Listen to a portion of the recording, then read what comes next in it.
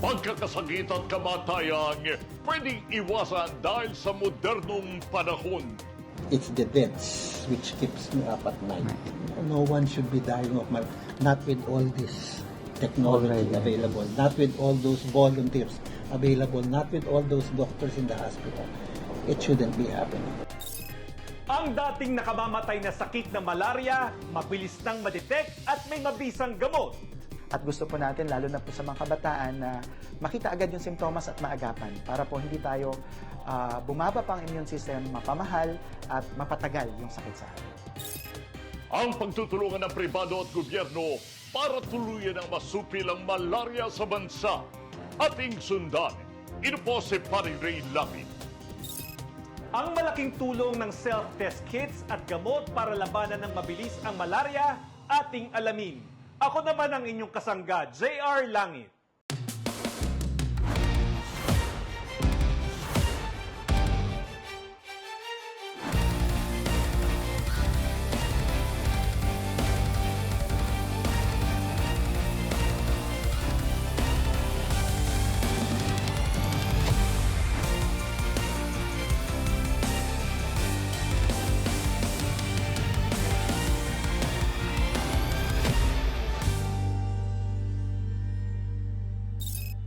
Mahigit 20 taon na ngayong Hunyo mula nang iwan tayo ng ating kasanggang Rayster Lapid.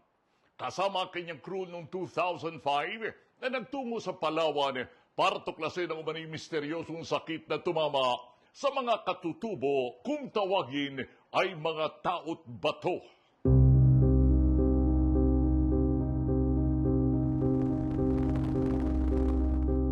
Pero makaraan ng 2 linggo, matapos ang kanilang misyon, lumabas sa kanila ang simptomas ng malaria na dahilan ng kanilang pagpanaw at ng 2 pang mga kasama nila sa misyong ito sa Palawan. Kasi nga po, yung experience po namin kay Rayster in 2005, nung isugod po siya sa LA Hospital, doon sa kanila, history na po kasi ang malaria. And kaya na-surpresa sila, hindi lang kara-karaka nahit kung ano po ang tumama kay Rayster. At yung feedback po na nanggaling doon sa mga isinugod po rito sa San Lazaro at saka sa isang hospital doon sa Palawan, sila lang po ang nag-identify na malaria po ang tumama sa mga kasamaan ni Rayster. This was right after 15 days na incubation. True. Sa katawan ng bumagsak yung immune system niya, doon nag-manifests. Nakita ko po yung napakaraming blood na itinransfer kay Rayster. Naging successful yung una, but yung ikalawa po ay meron pa rin nahiwang parasite daw sa blood. Kaya kinakailangan pa ng second. Doon po nag-cardiac arrest yung second transfusion. Sa pagdaan ng panahon, unti-unti nang nararamdaman ang tagumpay ng kampanyang ito ng mga volunteers mula sa biribadong sektor, international organization at ng pamahalaan para masupil ang malaria. Ang kanilang target, maabot ang 0 malaria cases pagsapit ng taong 2030. Sa probinsya ng Palawan, yun yung since way early 2000, consistent na meron active transmission ng malaria. And over the past 20 years, 25 years, yung cases ngayon ay nagko-concentrate na lamang sa southern municipalities ng Palawan. Sa gilid ng mga bundok, sa mga populations na mobile, and usually among the indigenous peoples. You don't see any cases anymore, or bihira na lang, sa northern Palawan or even in the islands, sa mga Coron, Busuanga, dyan, bihira na rin po ang malaria dyan.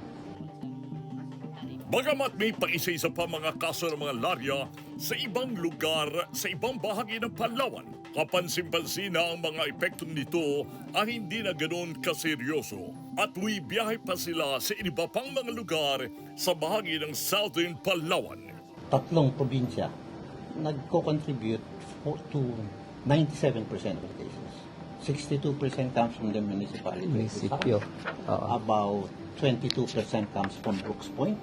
and about 11 to 12% comes from the Batarasa. municipality of Batarasa. Kahit na yung mga cases dun sa mga northern, kung minsan pagka tinignan mo yung mga kaso nila, makikita mo may history of trouble. Ang galing sa south. Talagang pinanggagalingan kung hindi itong tatlo lang ito. At least kung hindi itong tatlong ito, mga 4 o 5 munisipyong magkakatabi. They all share common borders with each other. Sa pagpasok ng Global Fund, unti-unting nakamit ang tagumpay laban sa malaria. Ang Global Fund ay isang worldwide partnership para masupil at hindi lang ang malaria, kundi pati ang HIV at tuberculosis. Katuwang sa advocacyang nito ang Filipino Shell Foundation, Inc. We worked through 2 major interventions. Number 1, pababain yung dami ng lamok, yung tinatawag natin vector control measures. Pangalawa, yung tinatawag natin early diagnosis and prompt treatment. Kasi gusto rin natin pababain yung dami ng parasito na nasa loob ng katawan ng tao. Makita mo ang tao, ma-diagnose mo kagad, magamot mo kagad, hindi yan magiging seryoso, hindi yan magiging nakakahawa, hindi niya maipapasa sa iba. So ito pong early diagnosis and prompt treatment at saka yung pong sinasabi mo, testing, talagang mataas na po yan. Ma-average tayo mga 150, 200, 300,000. Pero wag kayo, last year, 2024, umabot po ng 533,000 examinations at ginawa natin for the province of Palawan. Mas marami tayong nakikita, mas marami tayong nagagamot, napapababa rin natin siya. Kasabay na rin dito, hindi natin maaalis. Kung marami doon sa ibang probinsya, nagsipag-develop na rin. Para maprotektahan rin ang mga biyahero tulad ng mga miyembro ng media, kagaya ng team noon ni Reister. Malaki ang papel ng mga lokal na pamahalaan. Malaking bagay yun, information and awareness raising among the local government, and then among travelers and tourists, and among people who come into the place na hindi naman native of that area. Tapos dahil namimigay nga tayo ng kulambo noon na itubog, pagdating ng alas 6, magkulambo na kayo. May mga ganyan na mensahe noon sa media. So, and that one is 6 o'clock, 6:15, 6:30. Dati may mga ganyan kaming ginagawa sa local media. Kahit dumarami na ang mga bansa na nagiging matagumpay sa kanilang kampanya laban sa malaria, may pitang paalala ng PSFI na nasa 80 mga bansa pa rin ang may malaria. At anumang oras ay pwede itong madala sa bansa ng mga biyahero. Karamihan ng ating OFWs at saka mga seafarers, they all pass through Africa. Africa accounts for 87% of the total number of cases worldwide. Africa is a continent. 54 out of the 55 countries in Africa are all endemic for malaria. Meron kami mga advisory as to how to avoid getting sick. Meron kami mga pwedeng i-advise sa inyo na gamot na pwedeng yung inumin.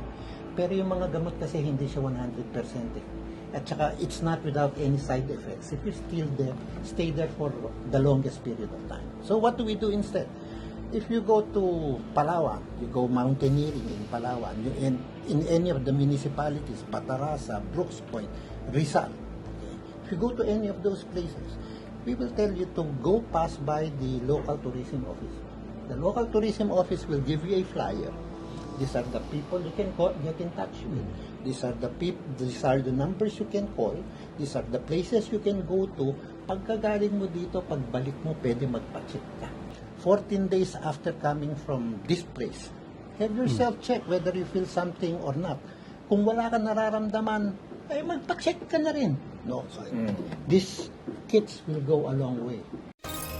Hindi simpleng pagpapakalat ng impormasyon ang tungkol sa malaria ang ginagawa ng mga volunteers para matagumpay ang kampanya laban sa malaria. Sinusuyo ng mga lugar para magsakatuparan ng testing para na rin ma-monitor ang sitwasyon at bawat barangay ay may mga volunteers na sinasanay para labanan ang malaria. Lumalabas yung health worker, pumupunta sa village, sa sitio, hinahanap yung kaso. As opposed to passive, yung passive kasi, yung health worker nasa loob ng main health center, nasa hospital, nasa barangay health station, darating ang tao, So kami ngayon, 65% sila hinahanap talagang suyod. And could you imagine, every year, pagdating ng November, Malaria Awareness Month, nag-hold kami ng Malaria Congress for these health workers, and we encourage the municipal health officers to send their barangay health workers to attend.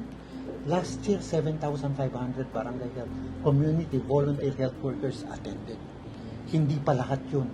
So siguro, kung Palawan lang ang pinag-usapan natin, baka hindi lang Disney. No, it is this kind of coverage, it is this kind of reach which actually bridges the gap sa accessibility. Available, pero accessible ba? Yung accessibility, binibridge nila through active restitution. Okay. Hindi nawawala ang hamon sa mga ganitong misyon. Pangunahin dito ang kakulangan ng sapat na pondo. Kaya naman target ng PSFI na mapababa ng gusto ang kaso hanggang sa kayanin na ito na hawakan ng mga lokal na pamahalaan. If we cannot bring it to zero, we have to bring it to a level where the municipalities can take over easily afterwards. So yung 733 natin, 733 natin ngayon, end of the year, if we can keep it below 4,000, that would be great. Then we have another 50% reduction by next year.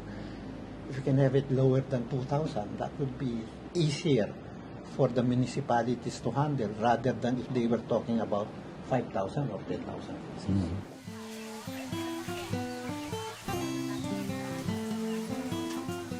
Pero sa kabila ng mga hamon, sa ngayon, ramdam ang tagumpay ng agresibong kampanya laban sa malaria. Sa katunayan, wala pang naitatalang namatay dahil sa malaria sa taong ito. We have been telling people, you have to be very aggressive as to how to use this medicine. Use this medicine. Nakakita ako ng isang bata. No? Katatapos namin mag-lecture itong araw na to. This was what we did last year. Ang ginawa namin last year, ang tawag namin Blitz Monitoring and Mentoring Activity. So in 5 days, we visited 7 municipalities. We visited about 17 facilities. Pagdating namin sa facilities, 2 hours lang. Upo tayo. Pag-usapan natin ng pag-assess at paggamot ng pasyente, paggamit nitong gamot na to. We were able to stop the deaths at that particular time. Kasi ang problema, sabi ko, hindi pwedeng malaria lang yung isipin nyo. Malaria nga lang yan, simple nga lang yan, pero makita mo yung bata, 2nd, 3rd degree malnourished. Nagtatapon ng bulate. No? So we have to manage the patient as a whole. Malaki rin ang epekto ng climate change sa behavior ng mga lamok. Pero mas malaki ang epekto ng kawalan ng serbisyo ng tubig sa mga liblib na mga lugar. So anong nangyari sa mga tao? Walang tubig si babae. So ang gagawin nila, papanik sila sa water source. Papanik sila mas mataas sa bundok, deeper into the forest. No? Doon sila gagawa ng kanilang mga bahay. They stay where the water is. Not knowing na pagka sila ay bumabaton, mas malapit sila sa breeding sites. And then, tignan nyo, pagka sila ay lumipat doon, tignan nyo naman yung mga bahay na ginagawa nila. Siyempre, puro Wala. Hindi kompleto ang walls. Hindi mo na pwedeng ng kalambo. Hindi mo na pwedeng sprayan. Ang nangyari dahil mainit, maliit ang tubig, slow moving, mas maraming breeding site, mas maraming lamok. Mas maraming lamok, lalapit pa si tao. Mas marami ang biting. Kanya umabot tayo ng 8,000 mahigit. Bukod sa mga bagong mga gamot at teknolohiya, malaking bagay pa rin ang paglaban sa malaria ang dedikasyon ng mga taong nasa likuran ng kampanyang ito. We will try to do the best we can. No, kahit na napakaraming hindrances as of this particular time, napakaraming trying situations, we will do the best that we can. And we need people like you to help us get others involved. Para sa ganun po, once and for all, patapos na rin po natin ito. Kasi kahit na po ako ay retiring na. Gusto ko po I want to retire on a good note. I want to be able to do something. Ang mabisang gamot sa malaria at ang kahalaga ng self-testing ating pag-usapan sa muling pagbabalik ng Kasangamo ang Langit. This is safe to use even in pregnant women. This is safe to use even children below 5 kilograms of age. Okay, so itong pinaka-maganda natin gamot. Ano ang cure rate dito? Nasa mga 92-94%. Halos wala lang na itatalang kaso ng malaria sa 80 probinsya sa Pilipinas. At natitira na lamang ay ang Southern Palawan. At isa sa mga susi ng tagumpay na ito ay ang gamot na meron na sa halos lahat ng ospital sa bansa.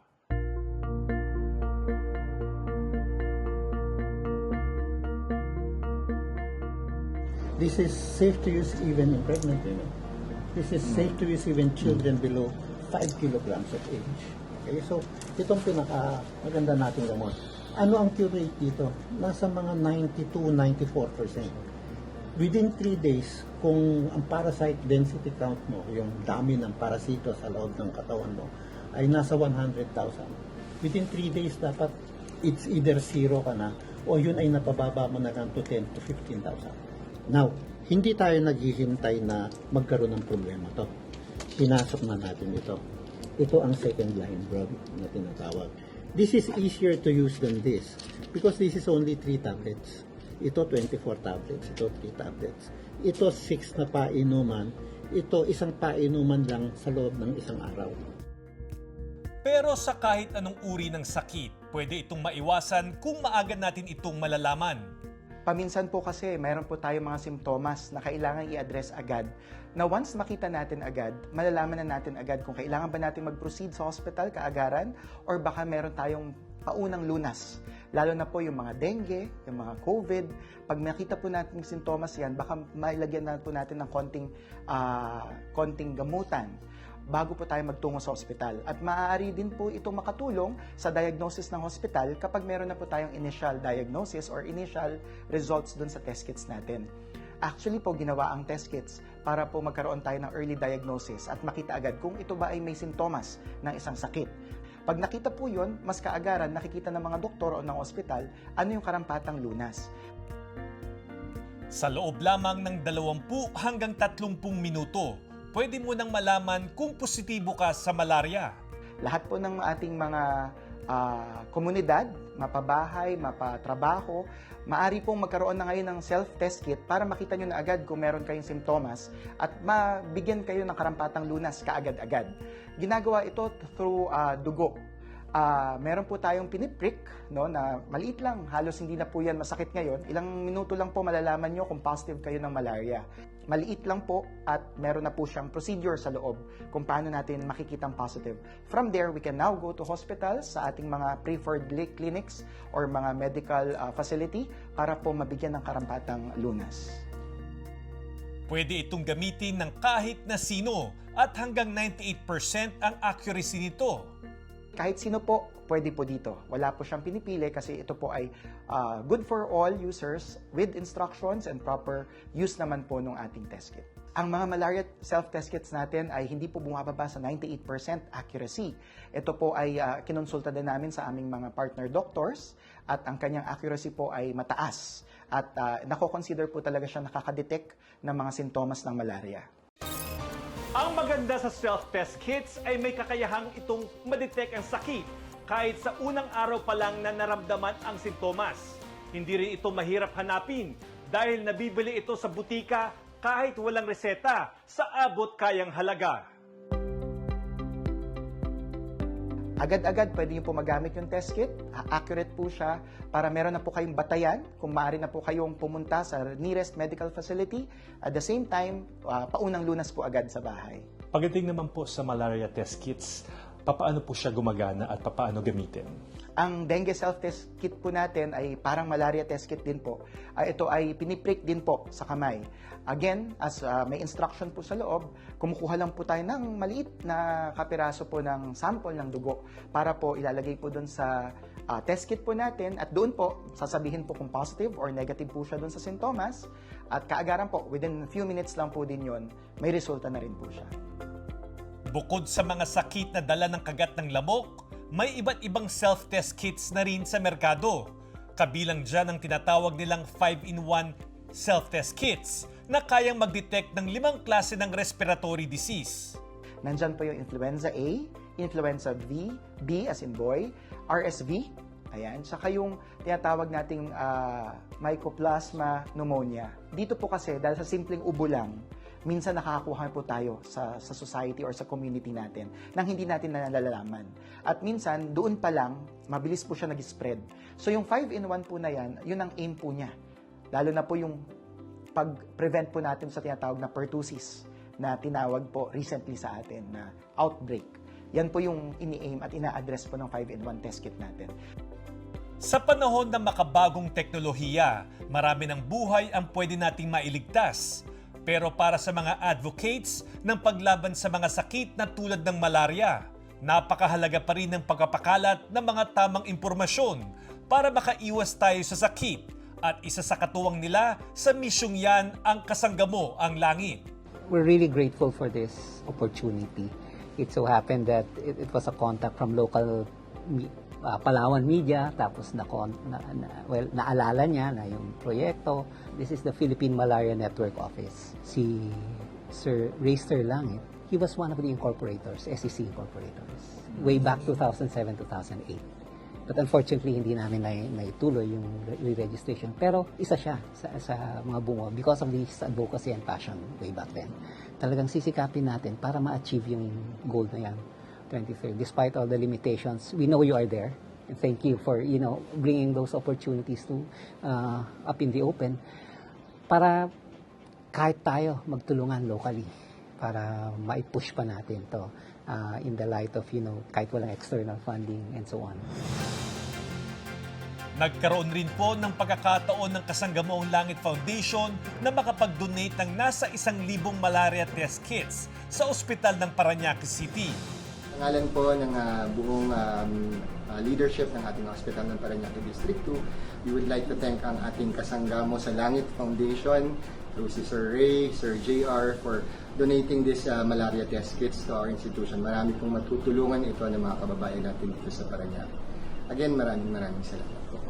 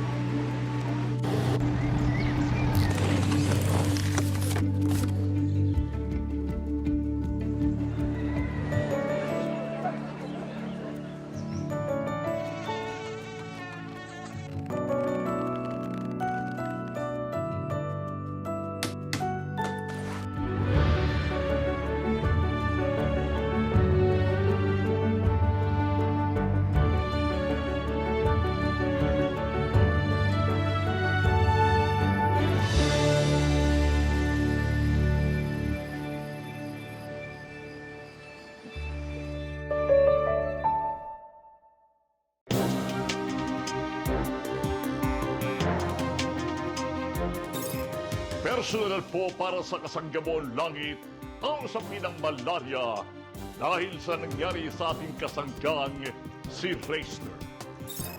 Kaya naman sa bawat makita nating pagkakataon na tayo ay makatulong para masugpo ang mga ganitong sakit, ay ginagawa po yan ng inyong mga kasangga.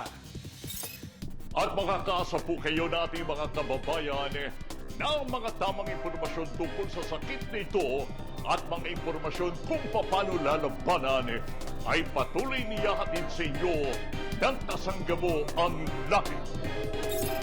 San Juan ay bigyan nyo ang isang espesyal at pagkakala namin panatultunan. Nakapaghahatid ng kakaibang aral at leksyon sa buhay. Ang iyong sa mga reporter ng Langit, Imosek Maricay. At ako naman si JR Langit. Naging tandaan. Sa anumang laban, Kasanggamo ang Langit.